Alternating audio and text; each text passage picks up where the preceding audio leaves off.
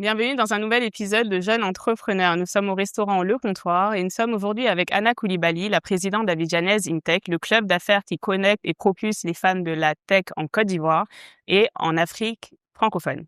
Anna, merci beaucoup d'être avec nous. Merci à vous pour cette lucarne. Vous avez étudié, donc vous êtes ivoirienne, vous avez étudié et travaillé aux États-Unis, vous êtes passée par de grandes structures comme Oui. PwC ou Cofina. Oui. Qu'est-ce qui vous anime personnellement dans la tech et lorsqu'on parle de tech, de quoi parle-t-on concrètement? Ok. Personnellement, ce qui m'anime dans la tech, c'est le pouvoir de transformation qu'il y a derrière. Quand aujourd'hui on regarde le contexte dans lequel nous nous trouvons, on réalise très vite que la technologie devient un accélérateur incontournable, surtout au niveau de nos habitudes quotidiennes. Et quand on repense encore, moi, quand je quittais en 2009, à peine si on avait l'internet à la maison, je pense que les seuls endroits où on pouvait avoir bénéficié de l'internet, c'était dans les cybercafés. Mais aujourd'hui, on réalise déjà la démocratisation de l'internet, mais aussi tous les services et tous les avantages qui vont avec. Donc, on a la possibilité de s'envoyer de l'argent, on a la possibilité de rester connecté avec nos parents du village. Et voilà. Pour moi, en tout cas, la technologie, c'est vraiment un levier de développement pour l'Afrique. Et c'est ce qui m'anime, en tout cas au quotidien, parce que ayant évolué dans un environnement européen, américain même, je dirais, parce que c'est encore différent de l'Europe, j'ai acquis une certaine expérience que j'ai jugé nécessaire de pouvoir redonner à mon continent, justement à travers tout ce qui est tech et mon implication dans notamment Abidjanaise InTech, mais aussi les différents projets que j'ai. Je suis aussi directrice production et expérience client au sein d'un cabinet d'expertise en technologie. Et pour nous, justement, c'est comment utiliser la technologie ou les outils pour pouvoir en fait améliorer la croissance ou l'efficience opérationnelle de nos clients. Je suis aussi actionnaire dans une start-up en mobilité électrique. Donc vraiment pour moi en tout cas la tech c'est vraiment là, c'est le présent, c'est le futur, mais c'est surtout avant tout un moyen de développement. Et quand on parle de tech, en tout cas dans le contexte d'Abidjanaise InTech aujourd'hui, c'est tous les métiers et toutes les opportunités qui se créent aujourd'hui à travers le digital et à travers ces différents outils-là qu'on utilise au quotidien et qui transforment nos vies. Voilà. Est-ce que l'intelligence artificielle aussi rentre dans cette équation?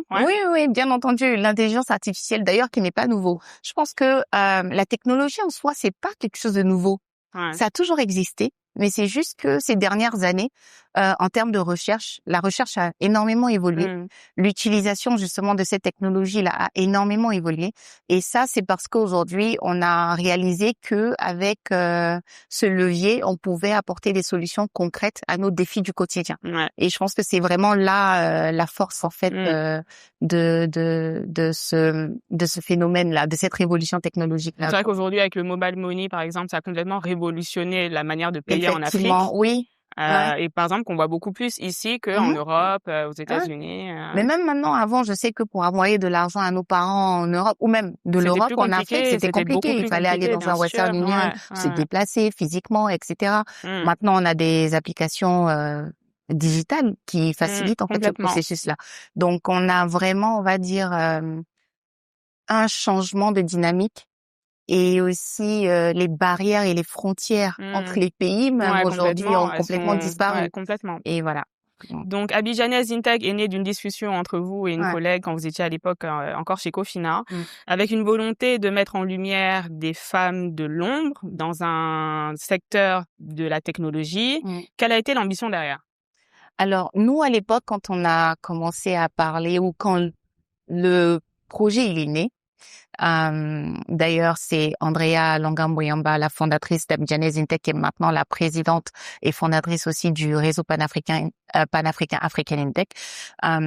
Nos besoins, c'était vraiment un besoin d'abord, avant tout, la représentation. Donc, on avait du mal en fait à trouver des femmes qui évoluaient dans le même secteur que nous, avec qui on pouvait faire ce partage d'expérience là et pouvoir apprendre, parce qu'il faut savoir que nous deux, on vient de l'étranger. Et Cofina, pour nous, c'était notre première expérience, on va dire, professionnelle ici en Côte En Côte d'Ivoire. d'Ivoire. Et dans un domaine surtout qui Mhm. a une connotation très masculine. C'est vrai. Donc, pour nous, très vite, on a ressenti ce besoin-là de pouvoir connecter avec d'autres femmes. Mhm. Et quand on a commencé à faire nos recherches, on s'est rendu vite compte que c'est pas qu'il n'y a pas de femmes dans la tech, mais c'est juste que il y a un manque de visibilité de ces Ouais. femmes-là, de ces compétences-là.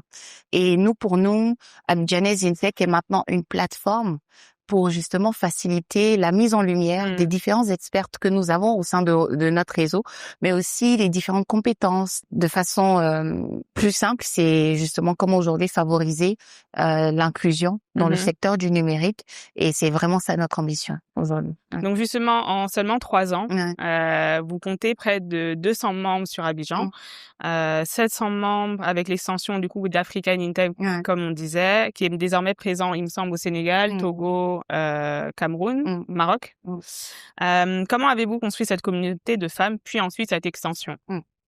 Alors nous, on n'a pas eu de grande stratégie au départ. Je vais être honnête. On a commencé avec un groupe WhatsApp Ok. et une page Instagram. Digital. Une page digitale. Voilà, c'est ça, effectivement. Digital. Et tout à l'heure, je parlais justement d'à quel point la technologie est un accélérateur, et Ouais. je pense que Abidjanese InTech même est le témoignage de cela, parce que quand on a commencé, comme je dis, on n'avait pas de grands moyens. C'était la page Instagram, c'était le groupe WhatsApp. Mais très vite, à travers le digital, à travers la communication qui s'est faite derrière, on a beaucoup misé sur la communication. Et aussi, un autre facteur, c'est la sororité. Parce que pour se faire connaître, il fallait aller dans tous les événements dans le secteur, enfin, qui avait attrait en tout cas au digital ou à la technologie, faire le tour, se présenter, etc. Et donc, plus on rencontrait de femmes, plus on encourageait ces femmes-là à justement se mettre un peu plus en avant, à déjà intégrer la communauté, À vous pour rejoindre, à nous rejoindre, voilà. ouais. Parce que souvent, c'est pas le manque de compétences en soi, c'est l'accès au réseau, et je dirais même au bon réseau. Et je pense qu'on l'a très vite compris au sein d'Abidjanese InTech. Et très vite, la vision s'est exportée, parce que quand on a commencé ici à Abidjan, avec justement l'engouement qu'il y a eu autour, avec les différentes campagnes de communication qu'on a eu à faire, on a eu plusieurs femmes qui sont elles aussi pionnières dans chacune de leurs Ouais, dans leur leur domaine. domaine, dans leur pays de présence, nous ont contactés pour essayer d'implémenter la même chose dans leur d'un point de vue au niveau local. Donc nous maintenant, ce qu'on fait, c'est que on a le modèle de base, ouais, et maintenant on facilite l'exportation de ce modèle-là à travers justement le partage des différents outils que nous avons, donc la marque en soi qui est maintenant African InTech. Voilà. Donc c'est elles qui sont venues à vous. Voilà, essentiellement. Elles sont venues à nous, mais nous aussi on fait du sourcing, parce que on a l'ambition pour nous, c'est de vraiment nous étendre dans toute l'Afrique francophone. Ouais. Donc on va aussi à la recherche de profils qui pourraient, on va dire, incarner les valeurs d'Abidjanese InTech. Et comme je disais, on reste vrai à nos valeurs fondamentales qui est de connecter, outiller et inspirer. Connecter parce que on reconnaît que c'est à travers le réseau que les opportunités se créent. Quand on parle de outiller, c'est donner les moyens à ces femmes-là de non seulement se faire voir, mais aussi de pouvoir développer aussi davantage leurs compétences, parce que on fait des masterclass sur des thématiques du moment, donc intelligence artificielle, cybersécurité, inspiré parce que on se dit que on ne peut pas désirer ce qu'on ne voit pas. Donc pour nous, il est important de pouvoir sensibiliser les jeunes filles déjà dès le plus jeune âge au métier du numérique. Et donc on le fait à travers des caravanes de la tech qu'on fait dans certaines écoles. Vous avez sorti un guide, un il guide, me semble, effectivement, également oui. pour les jeunes Il y a filles. eu un guide qui a été rédigé par Andrea et en partenariat avec la GIZ justement sur les métiers du numérique. Et ce que ce guide l'a fait essentiellement, c'est de démystifier les métiers du secteur du numérique, parce que très souvent, comme je disais tout à l'heure, à connotation masculine, mais en soi aujourd'hui, avec tout ce qui est nouvelle technologie, on a de nouveaux métiers qui voient le jour et qui ne demandent pas nécessairement des compétences purement techniques. Voilà. Et c'est aussi à travers le numérique favoriser, on va dire le partage de rôle modèle, parce que Mhm. on a au sein du guide les différentes expertes en fait abidjanaises InTech justement, qui partagent leur expérience, leur parcours, et en espérant que justement ça inspire les jeunes filles à vouloir faire pareil. Mhm. Voilà. Comment est-ce que en 3 ans, vous arrivez à comptabiliser toutes les opportunités qui ont pu Ouais. être créées? Ouais. Je pense que vous avez des chiffres également à nous Ouais, donner. ouais. Donc, Abidjanaise InTech, aujourd'hui, c'est 200 membres environ. On a eu à générer plus de 500 opportunités avec une valeur monétaire de plus de 300 millions de francs CFA. Mmh. Et nous, on encourage vraiment nos membres à pouvoir remonter justement les différentes opportunités qu'elles arrivent à se créer une fois qu'elles intègrent le Mmh. réseau. Parce que pour nous, une opportunité, ce qu'on appelle une opportunité concrètement, c'est une mise en relation qui aboutit à un partenariat. Ça peut être une prise de parole, ça peut être en fait une réponse à un appel à projet, derrière avec un contrat qui peut Mmh. être souvent renouvelé. Et nous, c'est à travers justement la remontée de ces informations-là qu'on arrive à vraiment mesurer notre impact. Voilà. Et c'est vrai que c'est pas toujours facile parce que Ouais, on reste en Afrique, et quand je dis on reste en Afrique, on a souvent on est un peu réticent à communiquer sur ce qu'on gagne. c'est vrai. Et mais en tout cas, on a quand même des remontées qui nous permettent aujourd'hui d'évaluer un peu notre place Mmh. et voir un peu comment nous aussi on essaie d'améliorer notre organisation en interne et notre offre de service justement pour apporter plus de valeur à nos membres. Mmh. Parce qu'à la fin de la journée, notre légitimité, elle a été construite à travers nos membres. Donc Et voilà. justement, je pense que ça va intéresser nos Ouais, téléspectatrices. ouais, Comment est-ce qu'on devient un membre, et qu'est-ce que cela représente ouais. d'être membre Abidjanaise InTech, African InTech? Mm. Donc c'est simple. Pour être membre, déjà, il faut être une femme qui évolue dans le secteur du numérique Ouais. ou qui utilise le digital comme levier dans son activité professionnelle. Mmh. Voilà. Et on a un processus de candidature. Quand je dis candidature, c'est un formulaire qu'il y a à remplir. Et il D'accord. faut en fait s'acquitter de son droit d'adhésion qui est de 60 000 à l'année, OK. qui est d'ailleurs très abordable, je dirais. Ouais. Mais voilà, donc c'est aussi simple que ça. Donc une fois que l'adhésion elle est on a revu le dossier derrière, parce qu'une fois que le formulaire il est rempli, nous Il est on le passe, voilà, étudié, il est ouais. étudié, Mmh. parce que on veut s'assurer qu'on garde quand même une certaine cohésion Ouais, bien au sûr. sein de la communauté en termes de compétences, mais Mmh. aussi en termes d'apport et d'expertise. Donc vous avez fonctionné à 80 sur Ouais. fonds propres, dans vos débuts et ensuite, comme vous avez dit juste avant, avec des cotisations pour avoir accès donc à 60 000 francs. Mmh. Est-ce que c'était un choix d'indépendance? Est-ce que c'était un choix, vous allez nous Ouais. dire? Et puis également, vous êtes en train de lever des fonds par rapport à une application que vous êtes Ouais. en train de lancer. Ouais. Racontez-nous. Alors, on n'a pas vraiment eu le choix au départ, pour être honnête. On a été obligé d'investir de nos propres moyens. Et justement, au fur et à mesure que la communauté a commencé à s'agrandir, les besoins ont commencé à s'agrandir. Donc, ce qui explique même d'ailleurs la mise en place de l'adhésion, qui est à 60 000 l'année. Donc, ce qui aide déjà avec les différentes charges en fait du quotidien, pardon, parce qu'on a aussi des employés maintenant qui nous aident en fait dans l'exécution de nos tâches et de nos activités. On réalise des événements et ça demande énormément justement de fonds généralement. Et pour ça, on essaie de toujours trouver des sponsors pour les événements. Donc, généralement, les événements se rémunèrent d'eux-mêmes parce que les entrées sont payantes. Pour nos membres, il y a des avantages en fait en termes de prix, Mmh. mais ça reste payant, et on essaie justement d'utiliser ces différents canaux-là pour faire vivre en fait l'association au quotidien. Et là, notre projet, en tout cas qu'on a Mmh. principalement, c'est la mise en place de notre application, parce que, comme je l'ai dit tout à l'heure, la vision s'est très vite exportée. Aujourd'hui, nous sommes dans 5 pays en Mmh. Afrique francophone.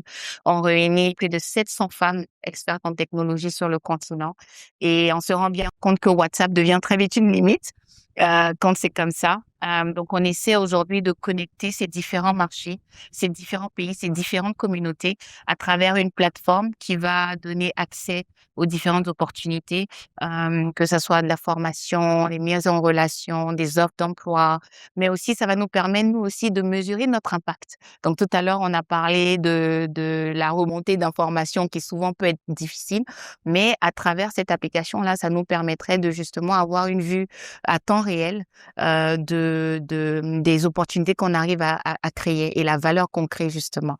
Nous faisons J'imagine, appel ouais. d'ailleurs à Allez-y. tout investisseur qui croit au projet, qui Ouais. croit aujourd'hui comme nous que le futur de la tech, en tout cas africaine, elle est féminine et qui souhaiterait investir dans cette application-là. Voilà. Justement, aujourd'hui, le club propose ses services, que ce Mmh. soit à des ministères, à l'ambassade de France, au Cyber Africa Forum. Mmh. Comment est-ce qu'une association de femmes de la tech Ouais, s'impose aujourd'hui comme interlocuteur ouais, de ces institutions? ouais. Alors, c'est vrai que d'un point de vue juridique, on Mmh. reste une association, mais très vite, nous, on s'est positionné comme un réseau d'expertise, un Ouais. réseau de compétences. Et ça, je pense que c'est très important. Je pense que quand on nous fait appel, quand on a le ministère, par exemple, avec qui on a travaillé sur la stratégie nationale de l'intelligence artificielle, quand on a les institutions telles que le Cyber Africa Forum qui nous fait appel parce qu'ils sont à la recherche de speakers Mmh. de haut qualité, ils reconnaissent en fait Votre expertise? notre expertise Ouais. et ils reconnaissent aussi justement la place aujourd'hui qu'Abidjanaise InTech et donc de façon plus large africaine InTech a sur le continent. Mmh. Cette légitimité-là, je l'ai dit, je l'ai mentionné tout à l'heure, on l'a acquis à travers la richesse de notre réseau. Donc, et aussi les compétences de nos membres. Elles sont pionnières, comme j'ai dit tout à l'heure, chacune dans leur domaine. Elles accomplissent au quotidien des choses incroyables. Et je pense que c'est de là que la légitimité d'Abidjanaise InTech naît. Et c'est comme ça qu'on nous fait appel quand il y a, en tout cas, des opportunités dans lesquelles on pourrait aider et accompagner.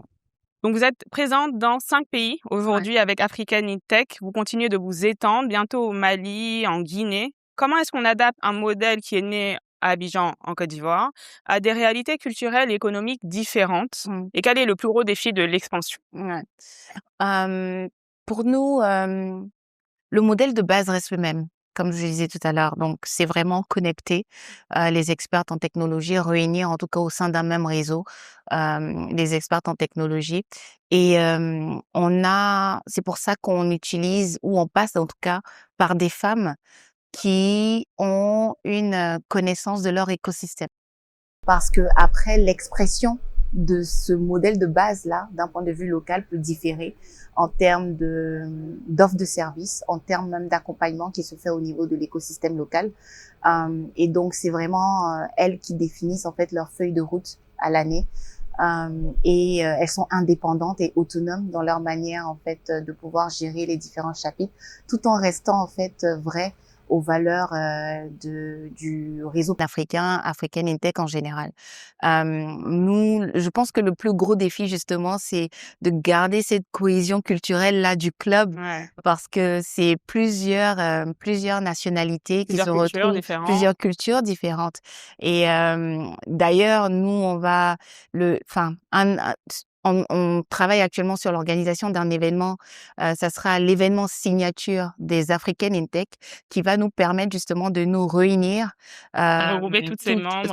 regrouper toutes ces Ouais, membres, toutes ces 700 femmes, ouais. et discuter ensemble justement de défis qu'on rencontre au quotidien et trouver ensemble des solutions concrètes que nous pouvons ramener après dans nos chapitres locaux et pouvoir implémenter toujours en faveur de l'inclusion du numérique. Voilà. Ça Donc, sera l'occasion de, du coup, regrouper toutes oui, ces toutes ces femmes-là, femmes, ouais, donc de tous les pays qu'on ouais. a cités. Et d'ailleurs, on cherche des sponsors aussi pour cet événement. Pour le coup, l'événement, il va se tenir ici en Côte d'Ivoire parce que ça a été, on va dire, le pays, voilà, le pays d'accueil du premier chapitre. Mais l'ambition, c'est de vraiment aller de pays en pays et faire le tour, et justement aller à la rencontre de ces différentes cultures-là. Moi, je crois beaucoup en la diversité. Je pense que ayant été évolué dans un milieu où la diversité justement était force de richesse, hein, je pense, il n'y a que comme ça qu'on peut ensemble résoudre les vraies problématiques que nous avons, sur le continent. Donc voilà. Et après le Mali et la Guinée, Mmh. où Oui. est-ce qu'on va vous retrouver? Bah, on a plusieurs pays, hein. On a le Gabon, on a le Congo, on a, le Bénin.